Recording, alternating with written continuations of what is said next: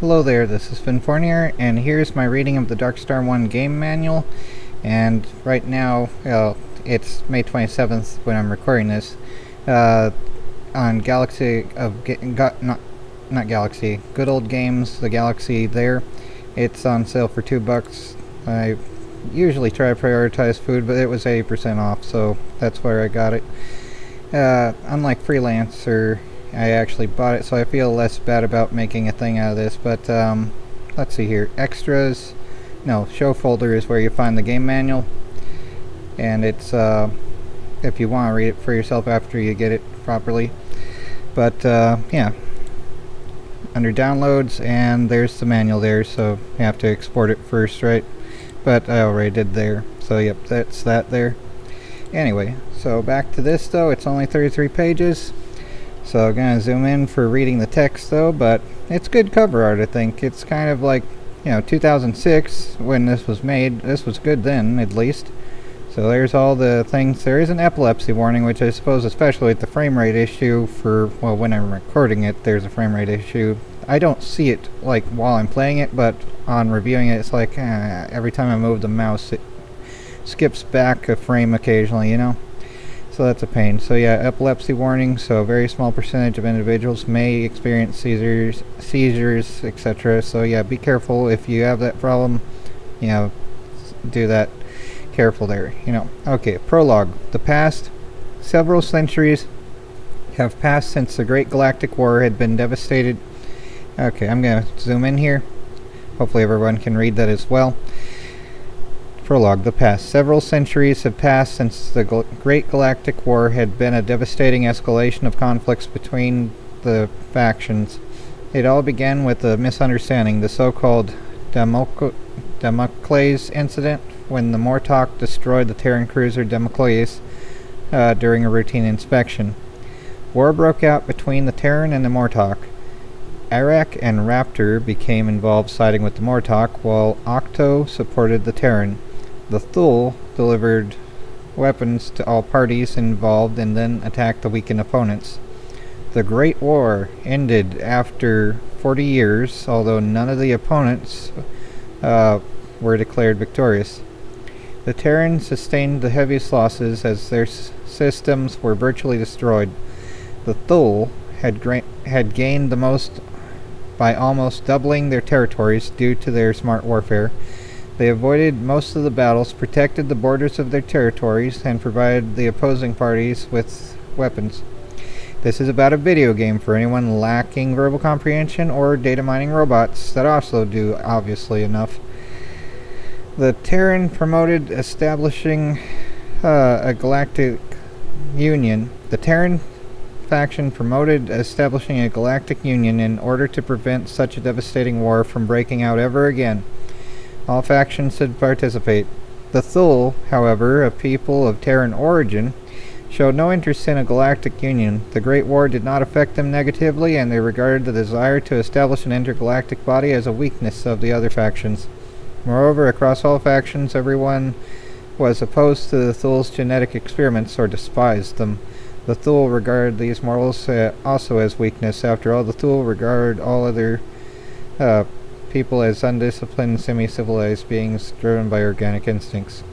This attitude also defined their behavior toward the other factions. They ignored the decisions of the newly founded council and steadfastly pursued their controversial experiments way beyond the ethical limits of others.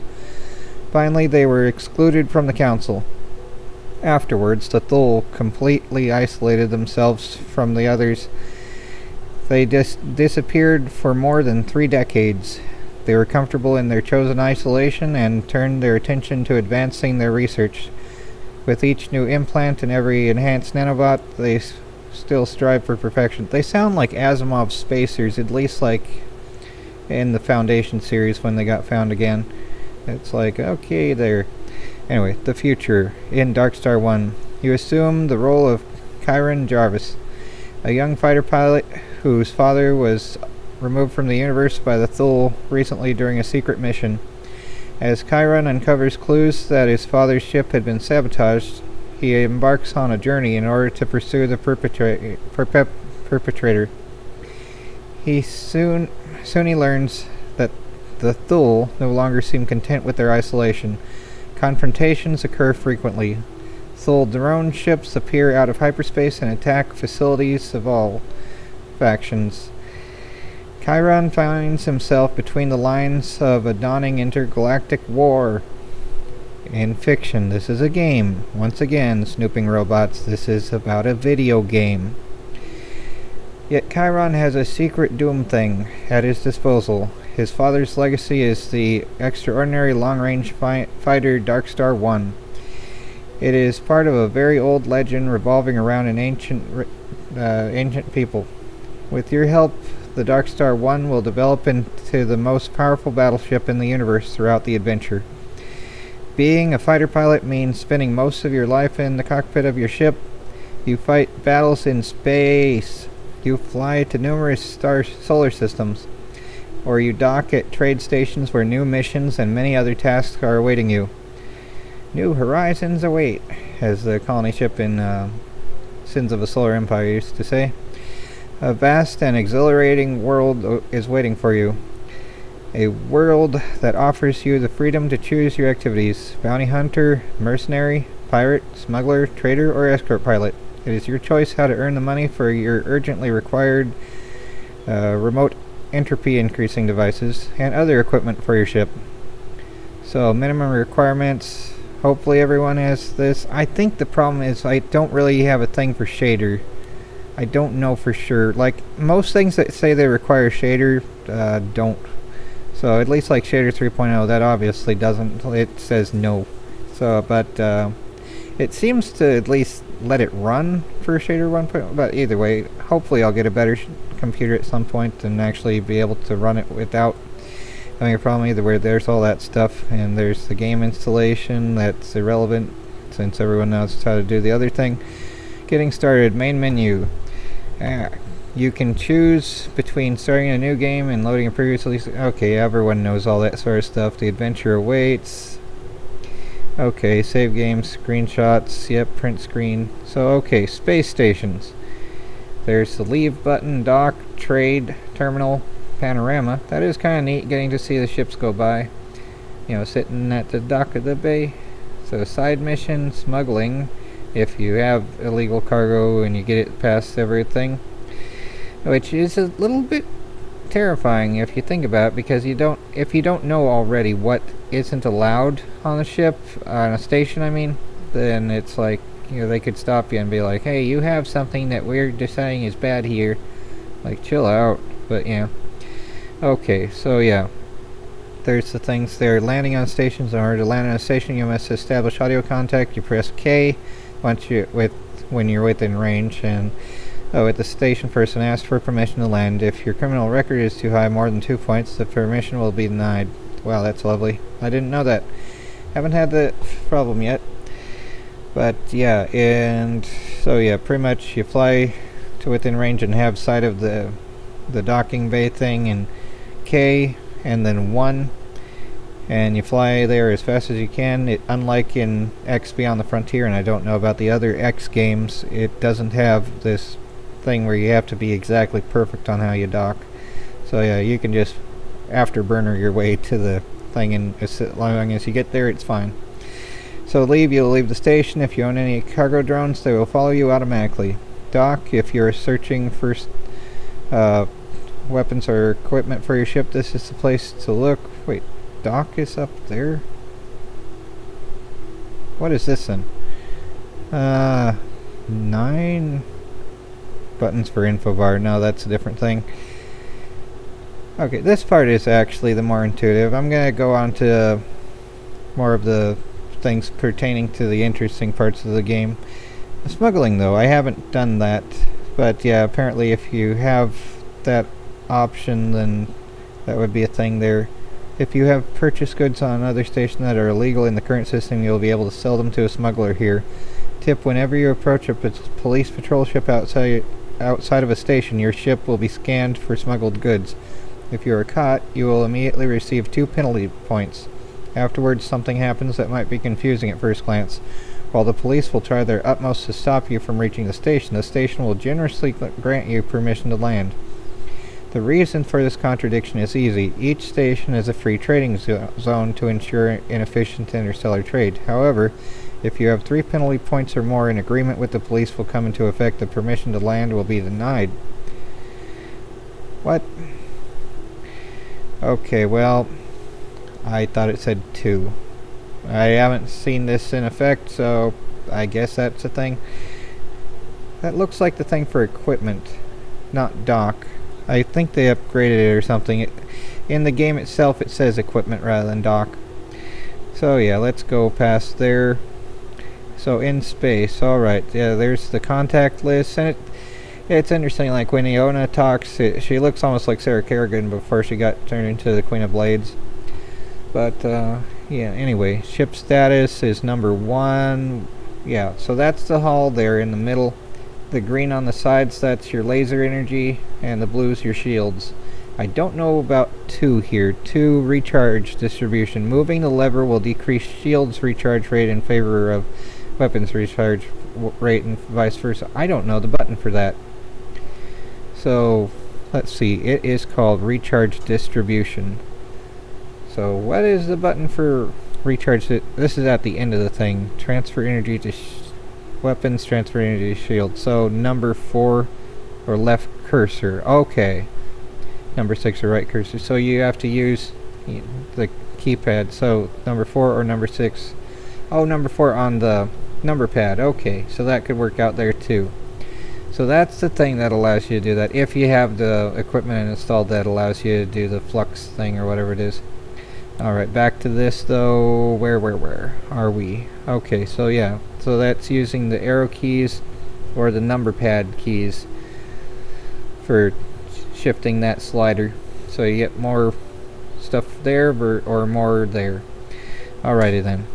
But yeah, depends if they're which one you want to do. So yeah, recharge distribution, signal buttons.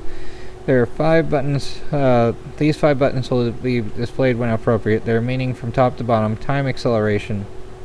Yep, it's SATA, the Singularity Enhanced Temporal Acceleration or whatever. It's that type of thing, so it helps you get to places faster. Or press V on the keyboard. Hyper jump. It's a hyper jump. Right there. So you have to set out navigation first, pressing into the navigational charts and then selecting a system that's within range, and then you go back out here and press that spacebar and hold it and then click with the mouse or press H for hyper jump. So yeah, that's that there. And drop container, that's B apparently if you're like getting into combat and you can't do that. Collect container, you have to slow down, be less than 0.1 travel unit or whatever it is. U is the abbreviation for units, a general measurement for distances. Yeah, in the what is the game again? Freelancer, yeah. This one here, Freelancer. Yeah, they say kilometers and meters, and it's like, that looks way more than a kilometer if you're going by that. It looks more like light seconds, but whatever though. Anyway, so yeah, G to get, B to, I don't know, bounce away, your bop, I don't know, something, but it's B. So G to get, B to drop. It's not D because D is strafe right, so it has to be something else. Upgrade available, so yeah, pressing L is the thing to do that, to go to the logbook, and then you can go through the menu there, or you can press that to upgrade, getting to the menu faster. But yeah, you have 2 things to do once you can upgrade: increasing the plasma energy thing and the other thing, selecting a portion of your ship to upgrade. So there's 3 portions of your ship, and it's pretty much, it seems kind of static about the plasma energy thing. So yeah, that's that. Let's see your radar. Okay, this area in the lower right, that's the radar. So yeah, red is enemy, blue is neutral, green is friendly, or at least friendly for now. Often, like, the pirates will start green if you're on a mission or something though. So yeah, green friend is, yeah, they show that there. So yep, and Objects to the left or right of your ship will be displayed left or right of the vertical center line. Objects in front or behind DarkStar One will be displayed above or below the horizontal center line. Objects above or below the DarkStar One will be displayed with the help of contour lines. I do not know exactly that, but yeah, like, okay, the blue thing there, it's about a 45 degree to the right and slightly up. So maybe like 10 degrees up, 45 right, sort of like that. That thing there, the green one there, that's 45 left and maybe 30 degrees up. And the red one there looks to be 45, well, like in quadrant 4, right? 1, 2, 3, 4. So yeah, yeah, going from this line, it's another 45, but like this way. Way to the right. So yeah, something like that, and it's a fair bit angled down because it's fairly close to where you're at. So yeah, there's that anyway. That kind of vector stuff. Whoop-de-doo. Graphical method of vector anyway. Radar range. This button adjusts the radar range. Oh, I didn't know that's a thing. Where's that? Where is that? Where's 5? There's a button that adjusts radar range. So okay, I didn't know that. That's cool. Learn something. Yay. Weapons buttons. So, okay. Select a plasma cannon as well as missiles and torpedoes with these buttons. Tip, press and hold space key to enable you to click on interface buttons. Tip, during fast-paced battles you might find keyboard shortcuts very useful. Yeah, no kidding. Okay. Well, yeah, that's not very useful, but... ah, crap, I overshot it. But yeah, I haven't used those yet, but apparently you can spacebar and select those, so switching from lasers to missiles / torpedoes there. And that, I think, is contact. I forget the target list and contact. I think those are anyway. So let's see your... yeah, target info displays important info about selected ship or object. Interesting. Where's that? Where is that? So, okay, container 50 something there. And 8 in the lower left there. Scanner info. Press this button to scan the cargo of your selected thing. Okay, so that would probably be that button there in the very lower left, whereas that's the adjust radar range button on that side on the lower right. Okay, yep. So yeah, and target direction, the arrow, yeah, there's a waypoint type system there. Buttons and all that sort of stuff. So up top, yeah, you have all that stuff here. I haven't tried that. I don't know what those are there, but yeah, there's the logbook there and the ship. Interesting. Okay, what does it say they are? Logbook, missions, reputation, status. Yep. The next one is ship equipment and upgrades. Criminal records up to 5 stars. Felon. Lovely. So I have 0 stars at the moment, and I don't plan to increase them. Current cash credits are given currency in the known universe. Navigation chart, navigation information, and options. HUD. So the heads-up display. Let's see. What is this that it's saying HUD at? I mean, the whole thing's HUD. Okay, yeah. Okay, yep. That's afterburner juice, basically. This is that, wait, what is it? Is that velocity? Let's see, 11 is what? Okay, the left quarter of the circle indicates the charge status of the plasma cannon. Okay, yep. The right quarter of the circle indicates the charge status of the afterburner. The 4 LEDs are aids for locking onto targets. When a guided missile is active and the target is in the center of the HUD, the missile will be locked onto that target. When all 4 LEDs are lit, the missile can be launched. In the game. In the game! Target direction. The arrow by the HUD indicates the direction where the currently selected target is located. Velocity, target distance to target, below the HUD on the left. The percentage of your current velocity is displayed. So yeah, the arrow thing there in velocity. Where's that? Oh yeah, there's that, and I think they're talking about that distance to the target and the direction there. So there's that stuff there. What's 13 supposed to be there? Oh, the velocity, there's that. Okay, traveling. Traveling within a system. Once you have left a station or hyperspace, see below you are located within a solar system. In order to shorten your traveling time, you should always travel at a maximum velocity when using a mouse with mouse wheel. The wheel will adjust your velocity. Yep, the mouse wheel is way more useful, so I mean anyone that doesn't have a mouse with a wheel, it's definitely a good idea. In many cases, time acceleration can be activated. See Chapter 6 in Space. Traveling through hyperspace. The game world of DarkStar One consists of more than 300 solar systems. The distance between the systems... imagine making 300 solar systems, not procedurally generated even, making them in this game, and having everyone being like, this doesn't look enough like Freelancer. It's like, what the heck? That's the thing. Anytime you try to make something, someone's always going to be like, this isn't exactly what I wanted because I want the other thing that already exists. Like, go back to it then, please. But whatever, though. The distance between systems is usually several light years. Therefore, the default propulsion that is used to travel inside of solar systems would be far too slow. Each journey would take decades. Fortunately, field drives exist in this game, of course, unfortunately. Hopefully, it would be nice stuff like that ever existed at IRL. Each ship of long-range hunter and higher classes is able to induce the folding of space in order to enter into hyperspace. Extra crunchy. The flight through hyperspace is considerably shorter. The navigation computer will calculate the exact data for the flight, as every mistake would mean substantial diversions or even doom.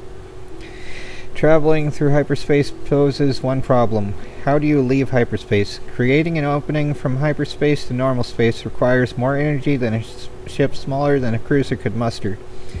Therefore, each system has a hyper jump gate.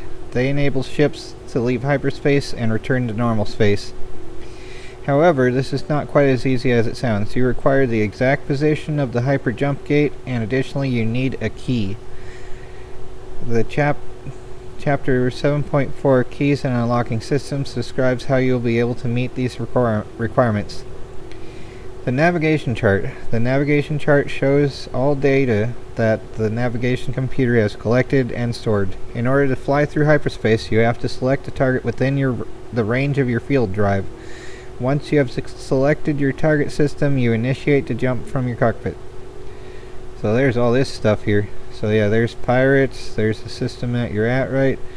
So yeah, 1 is the current system, so it looks like that with the green star thing there. 2 is target system. That doesn't look locked on.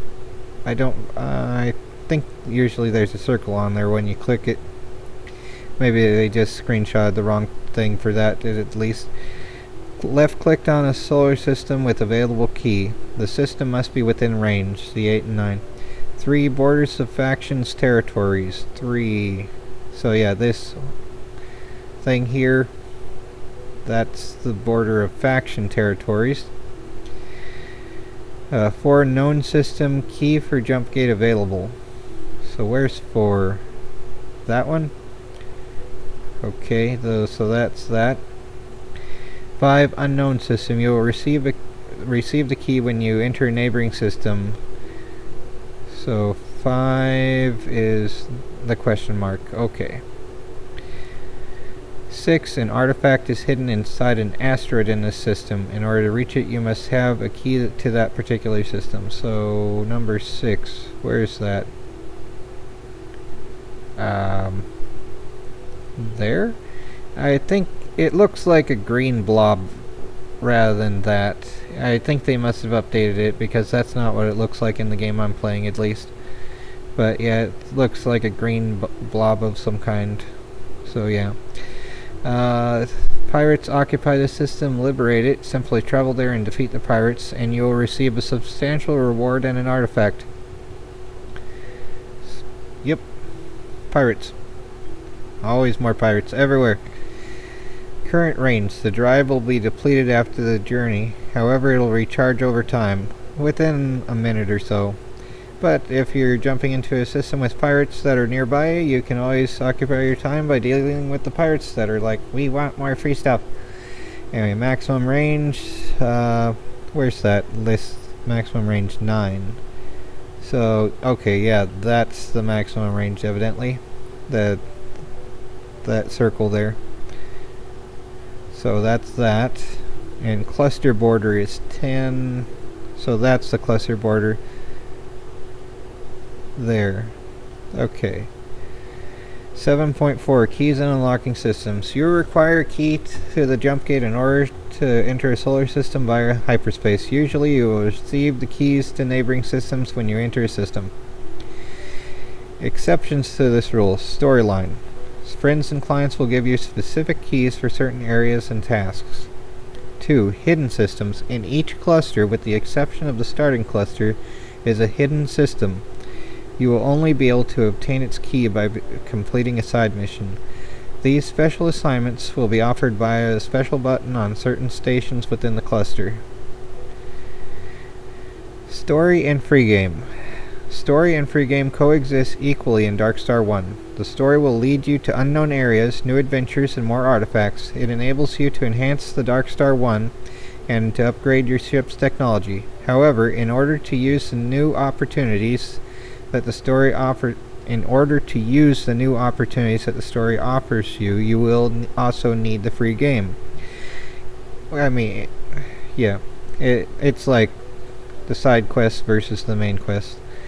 Each new entropic thing and each new weapon in the game, each additional piece of equipment will cost credits. Fortunately, there are many ways to earn these. Assignments. A bulletin board is available at terminals on trade stations. Various assignments will usually be on offer there. Bounty hunting. You can accept assignments in order to earn bounties. Whenever you encounter pirates and eliminate them, you will automatically receive a bounty from the Galactic Union. Some say that rebels also pay bounties. However, they will demand the destruction of Galactic Union cruisers. So that's a bad deal. Trade. Have you ever seen a battleship that is able to load large amounts of goods? You're right, there aren't any. However, due to the cargo grabber technology, that is not necessary. Whenever you purchase goods, you will receive an appropriate container as well. A cargo drone in the DarkStar One's back beam will tow this container.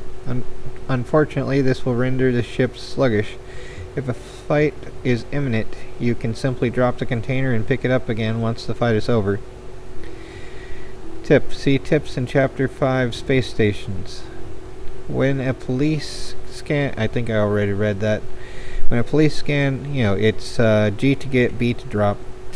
When a police scan is imminent and you have both illegal goods on board as well as a container in tow, you will not be able to prevent a positive scan by simply dropping the container.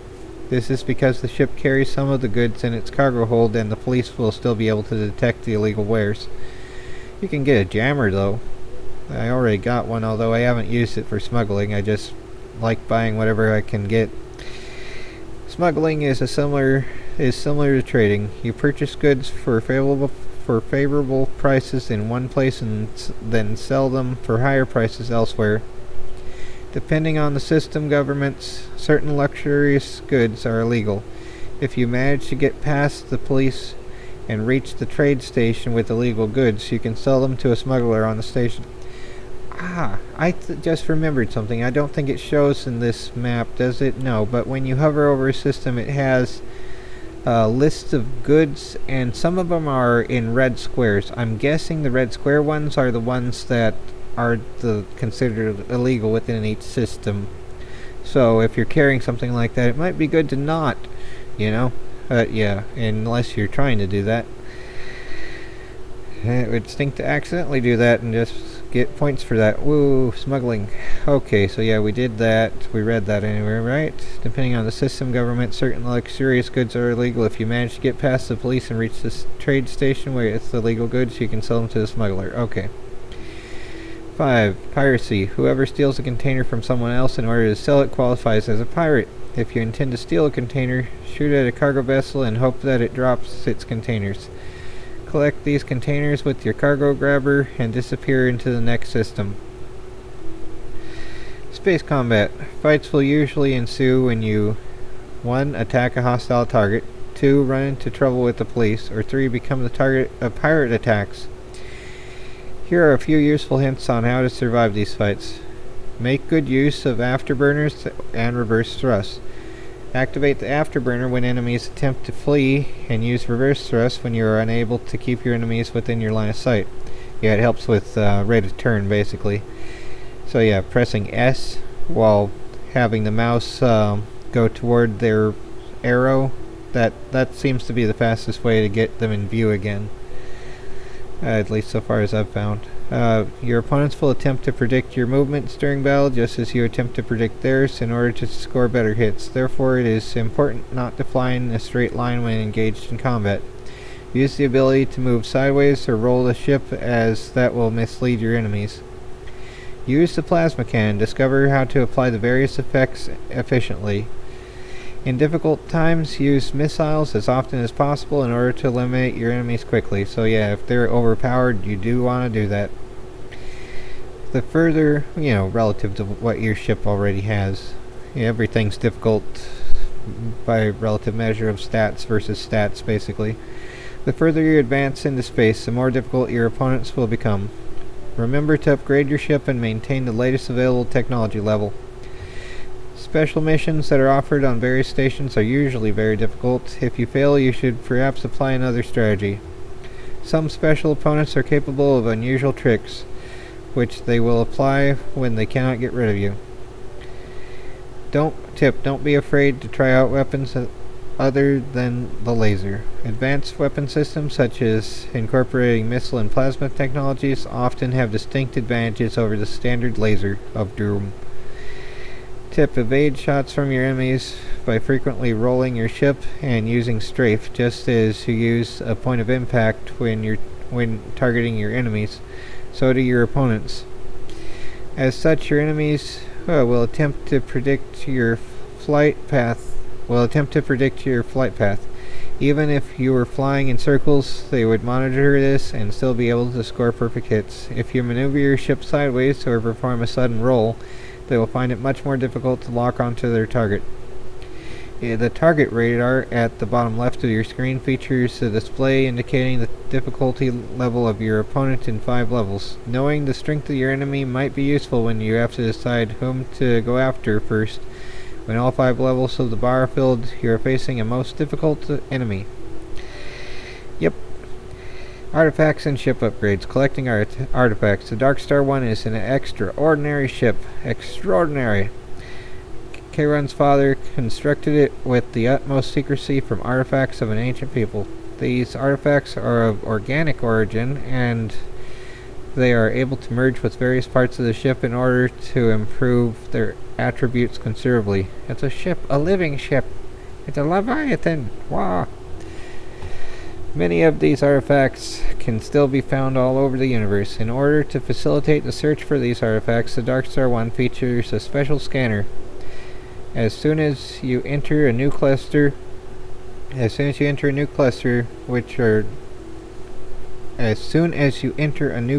all artifacts which are located in this cluster will be marked on your navigation chart.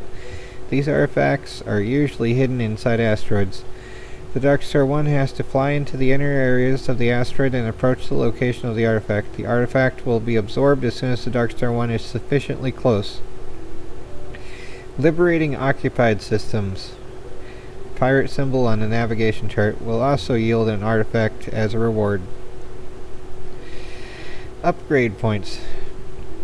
Not every artifact will enable you to upgrade the DarkStar One. The number of artifacts needed for the next upgrade is noted in your logbook. Upgrade areas. You can upgrade the hull, wings, and engine of the DarkStar One. A combination of upgrades in all these areas is also possible.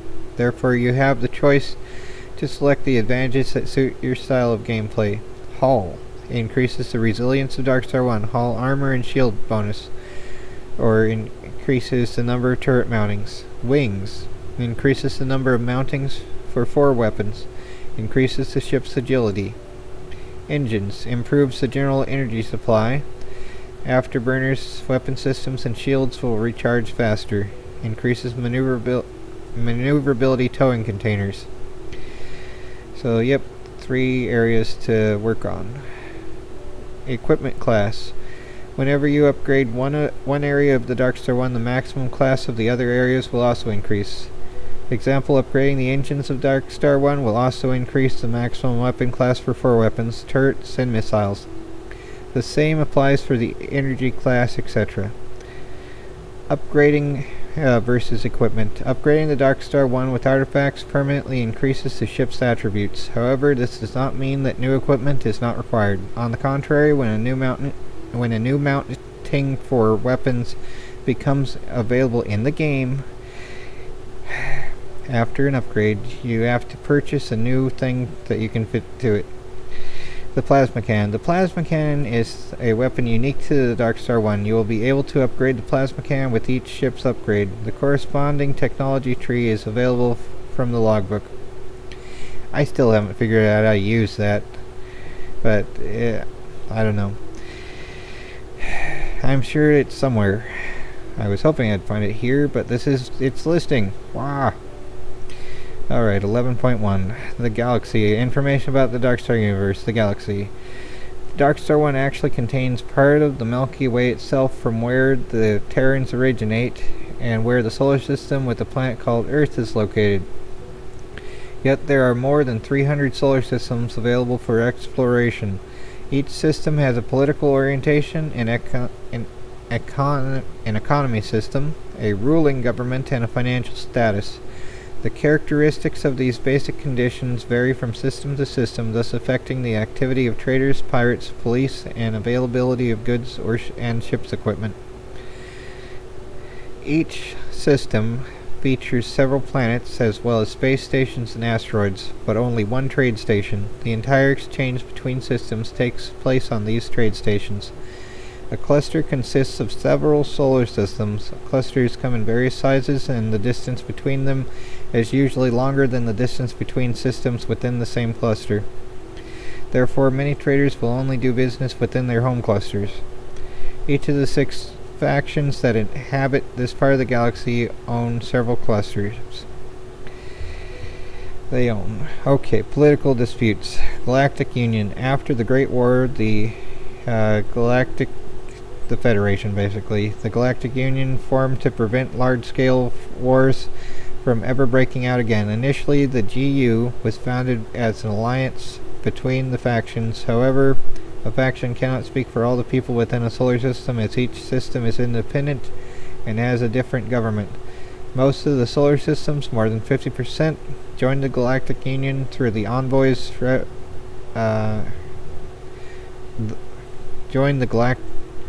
Most of the solar systems, more than 50%, joined the Galactic Union, though, and envoys represent them in the Galactic Council. As each member of the Galactic Union is autonomous, the Council will only pass resolutions that do not interfere with the government issues inside each of the various systems. Therefore, the Galactic Council will only come to decisions in each of the following 5 areas: exchange of goods and technologies, economic agreements between the systems, police and military treaties, shared database for criminal offenses, taxes and subsidies, military alliances. The GU's predominant objective is to have a platform where all people may exchange their views and settle conflicts peacefully. Above all, there is intention to settle conflicts that have been smoldering since the Great War, such as borderline conflicts. Another objective is the consistent economic growth of the entire galaxy. Wealth is generally regarded as the best preventative measure against war. Therefore, wide-ranging economic agreements were signed and a political environment was created that allowed for the foundation of extremely large inter-faction trade empires. Sorry, drinking some water here. These empires act far beyond the borders of clusters or factions. Independent systems. Approximately 25% of all systems are owned outside of the GU and have reserved the right whether to follow the GU resolutions or not. These systems have a fragile bond of arrangements and agreements. Independent systems also maintain a shared database for criminal offenses. However, in order to stress their independency, they do not share a database with the GU. Rebel systems. The remaining systems are rebel systems. Initially, these systems were opposed to the economic policies of the GU, realizing that such politics paved the way for the empires to become increasingly more powerful and influential. They denied the empires access to certain resources and prevented them from mining in some of their systems, which inevitably led to conflicts between the empires and the renegade systems. The empires gained economic and military influence and used these powers to put pressure on the opposing systems. Some empires were even successful in taking over governments of certain systems, and they proceeded to install empire governments. Of course, what else would they do? Faced with this enormous pressure, the renegade systems formed an alliance of their own. Due to the long-lasting conflict and the fear-like attacks of this alliance, the members became known as the rebels. Eventually, the GU realized that it had to act and cut down the rights of the empires. Finally, the conflicts between the empires and the rebels died down. The empires would deliver goods to the rebel system, and the rebels guaranteed the safety of all cargo vessels from the empires. 11.3 Types of government. A system's government type is just as important as its political alignment when it comes to the safety from pirate attacks. Some types of government will turn a blind eye to criminal offenses in space, and therefore they do not have a large police force on patrol.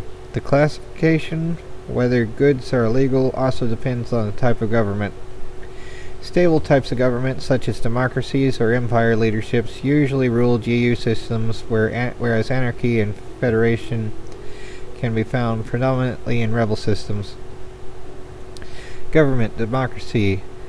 A superior government led by an elected president represents the entire system. Superior. The citizens of a democracy are content and concentrate on the preservation and prolongation of life. The society is opposed to androids and drugs. Illegal goods, androids, drugs. Security high. Government, empire leadership. After the Great War had ended and the empires had been established, conflicts broke out between the rebels and empires. The empires have established governments in several rebel systems with rich resources. After years of disputes about the mining rights, systems under the empire leaderships are totalitarian and authoritative. They are similar to dictatorships. However, they have strict laws which they enforce meticulously. Pirates avoid these systems due to the high police presence. Arriving ships are always scrutinized. Traditionally, empires were founded from mining companies. Therefore, they are usually found in former mining colonies. Another branch of economic activity is the production of industrial goods. So, illegal goods, video games, and drugs. Security high. They banned video games. Wow. It's like banning memes. Dictatorship government. This is a non-democratic, authoritative type of government. An elite leadership or a single dictator rules the solar system. Several systems are under the rule of military powers. Their constitutions are rudimentary at best, and the lack of governmental control bodies is an ideal prerequisite for corruption, which in turn leads to unlawful citizens. Dictatorships focus on the preservation of military strength, therefore the economic branches of industrial goods and research are predominant. Illegal goods, video games, luxury goods, security and medium. Yeah, okay. Monarchy. The system's government consists of elected representatives similar to democratic systems. However, a monarch controls or leads the government. Therefore, the citizens have not as much right to a say, which leads to the lack of motivation to abide by the laws. Monarchies usually have simple economic systems relying on agriculture and industry. Illegal goods, luxury goods, androids, security medium. I mean, even with the whole voting thing, it's all just a facade, because it's like, pick whichever rich person we put before you. It's like, yeah, right, there's a real choice there. or who represents you, but whatever though. Federation. This is a federalist system leadership where several planets or states are centralized under one government. The states keep their autonomy for the most part. Mining and pharmacology are the main economic branches of federation systems. Due to the vastly different forms of societies within a federation, there are no illegal goods and there is little police presence. All goods may be traded legally. So this is the libertarian federation, I guess, as compared to the GU, which is more like the one from Star Trek, I guess. Illegal goods, nothing. Security low. Government. Anarchy. There are no superior governments, no constitutions, and no laws in these solar systems. However, there still might be states with a very different type of government, for example, democracy in these systems. Due to the lack of a superior government, these systems are the most dangerous systems of doom. There are no illegal goods, everything can be produced and traded. Anarchies usually do not have a specialization within their economy, although they have a tendency to produce androids and drugs for smuggling in the game. Illegal goods, none. Security low. Criminal records. All systems residing within one of the three large political factions, Galactic Union, Neutral Systems, and Rebels, share an internal criminal records database. For example, if you accumulate 3 penalty points in a GU system, you will carry these penalty points in all other GU systems as well. Due to the extensive personal insurance schemes on offer throughout the system, victims of crime are often overcompensated and seldom harbor grudges. As a result, your criminal record will decrease over time. If you do not wish to wait, there are ways to purchase a cleaner record through contacts at space stations.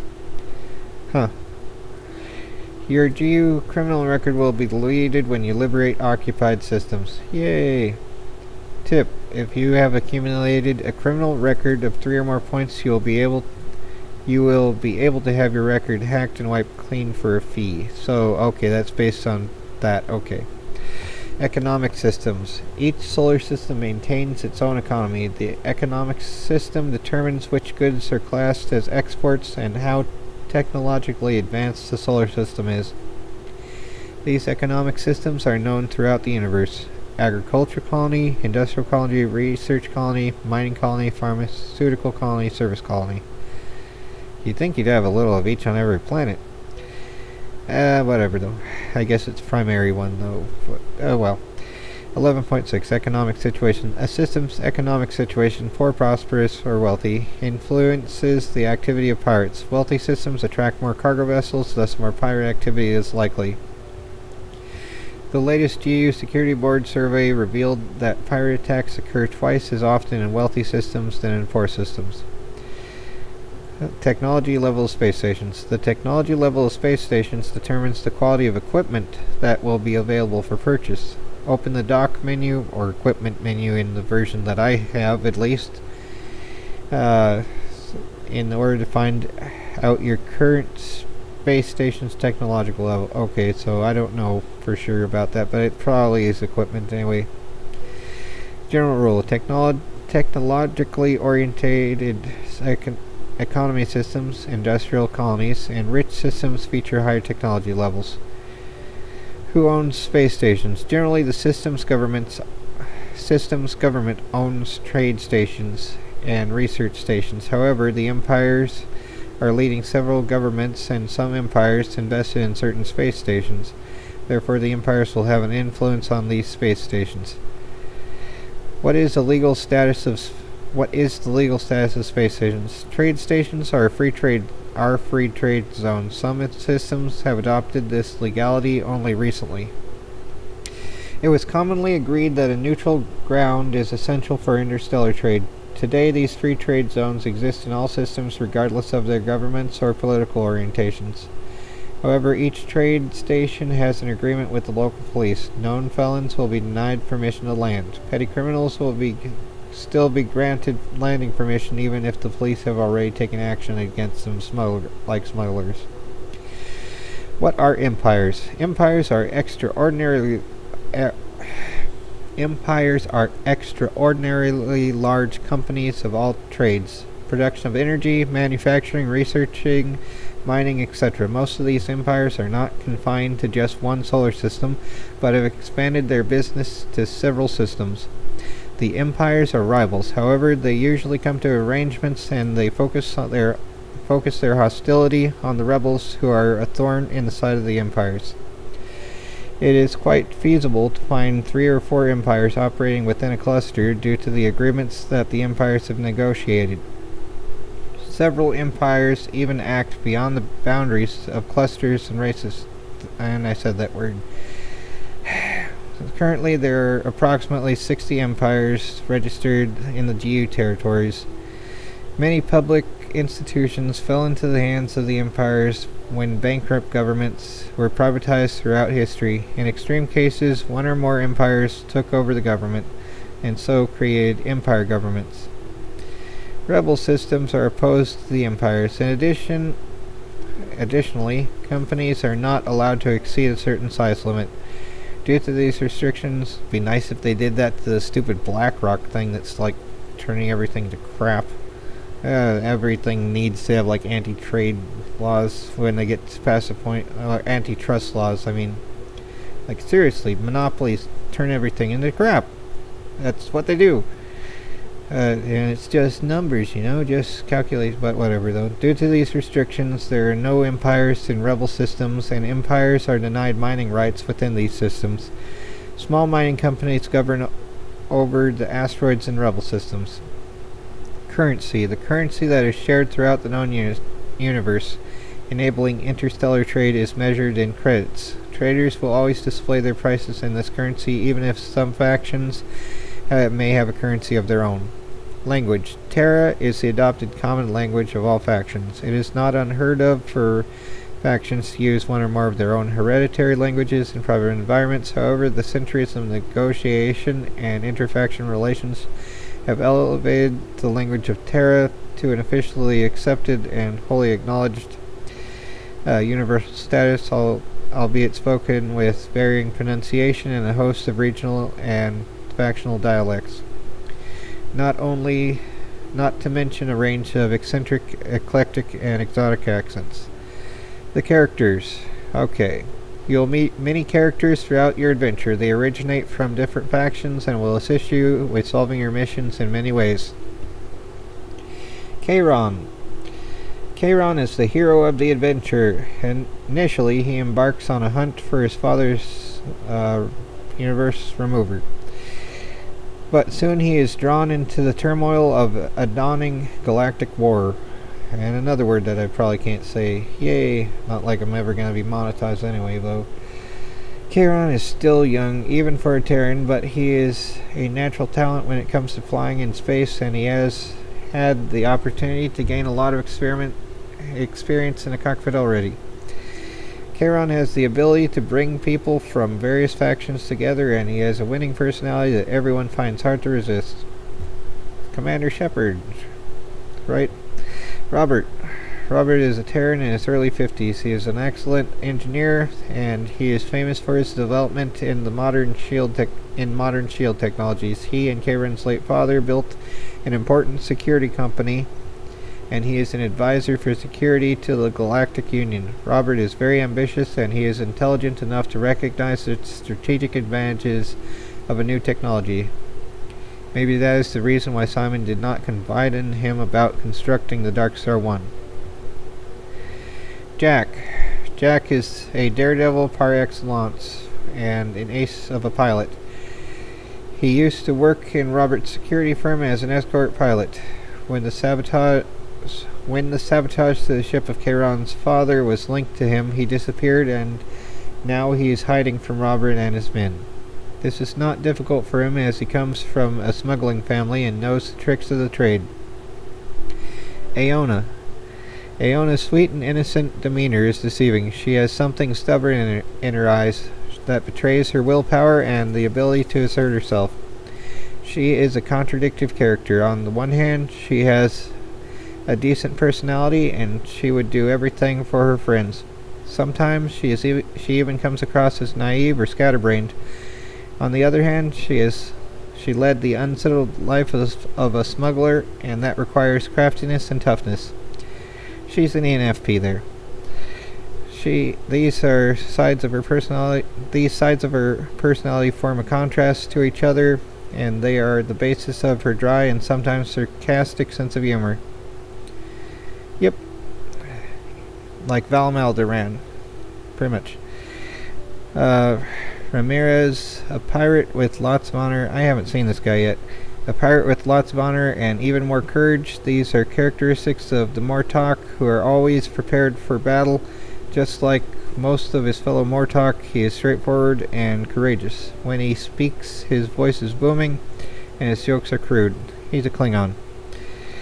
His father was a warrior, so was his mother. Still, Ramirez was not comfortable with the strict hierarchy of the army, and he chose the free life of a pirate. He has been in this trade for many years now, and he will only accept the assignments that he deems honorable. Honorable pirate. Zarkov from Flash Gordon? What? That doesn't look like Zarkov. Anyway, Dr. Zarkov is an extremely intelligent, obsessively working raptor scientist. He's an actual raptor? I thought he looked like a fish for a second, but I suppose a raptor would make sense too. Okay. Obsessively working raptor scientist who begins to investigate the recent Thule attacks on his own account, as he is becoming increasingly frustrated with the lackluster attitude of the Galactic Union. He completely ignores the fact that he might endanger his own life because he feels compelled to find out the truth. This attitude is not typical for the average raptor, whose life is affected by morals, traditions, and religion. But as he frequently states, one must not be pedantic. Usually TI types are pedantic, but okay. Nikolai. Just like Zarkov, Nikolai is a raptor. He is the chief security officer of a research station. Due to his strong faith and his ideals, he has a distinct sense of justice and righteousness. He is an excellent pilot, and he is always aware of his duties, but he can be careless, or so it seems to outsiders. At times he is scatterbrained, and he attracts bad luck like a magnet. You sound like a silly character. Jowson. Jowson is an octo-diplomat and son of Jowhal, one of the outstanding geologists of his time. Jowson is an extremely logical and rational individual, just like all Octo are. Jowson usually appears to be disinterested and bored. However, behind that facade, he is hiding a keen intelligence that enables him to analyze his conversation partners quickly. That is the secret of his diplomatic success. Like most Octo, Jowson despises violence in any way, shape, or form. However, he would never hesitate to defend his friends, if need be with the force of remote entropy increasing devices. Jijo. Jijo is an Arak soldier, and like all Arak, he is timorous, hesitant, and jumpy. These characteristics manifest in the jerky movements of his head and antennae. He would never willingly disobey a law, and he craves rules and hierarchy. He's an ISTJ? Anyway, however, once he has committed himself to fight, he gives 100% to his comrades in arms. Jiju prefers to be a strategist who plans and organizes matters. Okay. Nara. Nara is a Thule. That says it all. Really. Imagine a Terran, double his striving for perfection, take away emotions and ethical beliefs, and add a great amount of logic and increase his feeling of superiority. However, this does not do Nara justice. She is an outstanding scientist and an exceptional fighter pilot. Contrary to most Thule, she has realized that arrogance does not constitute diplomatic adroitness. Alright, and support. This is just stuff pertaining to the thing itself, and there's a forum that might have existed at one point. I don't know if it does anymore. Patches and downloads. be nice to see if I could find mods for it, if there are any. But there's a button for it particularly on the menu, but I don't know yet. I haven't checked it out. So there's all this stuff. Here's everyone that did everything way back then. It was 2005 they developed it, at least, and 2006 when it released. So here's keyboard shortcuts and stuff. So yep, shift, mouse, velocity, wheel button, mouse, etc. like that. Pause and write it down if you want. It's also in the game itself under options. You can find it. So there's all that. And like I put in a short, I get a whiteboard and I dry erase board and write down everything I can to try to figure it out while I'm playing it. Anyway, this has been the game manual of DarkStar One, and hope that's helpful to anyone that's finding it difficult to read things, because we're all programmed to have ADHD now. But yeah, it's on Good Old Games, and I really like it, even though it's like only got 3.6 out of 5, but it's like some of the negative reviews are kind of like, this isn't what I was expecting from this other game. It's like, this is a game itself. Anyway, take care everyone, and try not to go crazy.